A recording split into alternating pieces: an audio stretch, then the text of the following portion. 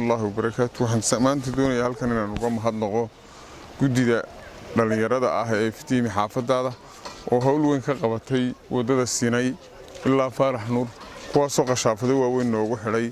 aadna ay u iftiimayso runtii aad baan ugu mahadnaqaynaa waxaan leenahay Ilaahay idin la qabto aad baan ugu mahadsantihiin dhalinyaro wanaagsan oo xaqi ku fikirtay oo doonaysa inay xaafadooda wax badan u qabatay ayaa tiinay soo koox waxa noqonina ma dalay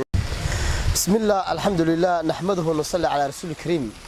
إلهي بان سبحانه وتعالى مهدينينا إنسو غارسيي في بشي رمضان هادبا maanta waxaan halkan dadweynaha u cilaaminayna jacayl wax qabadka in ay dhalinyaradii barnaamijkii iftiinka xaafada Sinay Axmed Dhagax ay bilaabeen maanta oo inta aan hadda ka warqabo ilaa iyo goolada Sinay ilaa Sinay laamida Sinay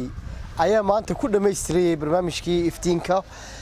waxaan leenahay cid kasta oo ka qayb qaadatay jazaakumullahu khayran wajzaa ilaahay subhanahu wa ta'ala qabrigiina haydin iftiimiyo wax wanaagsan la wad qabateen qabrigiina ilaahay subhanahu wa ta'ala waxa weydiinaya waa bil ramadaane ilaahay qabrigiina siraado waayo maanta sida runta madowga hadii laga baxo waxa laga baxaya waxyaabo fara badan dil xaafadii si dheer uga dhici maayo haday iftiin tahay in mobil la qaada ka dhici mayso dhibaatooyin fara badan ba xaafada ay ka raysanaysaa maanta waxaan boqolkiiba boqol aad idinka mahad celinayaa dhalinyarada iftiinka xaafada ee barnaamijkan wada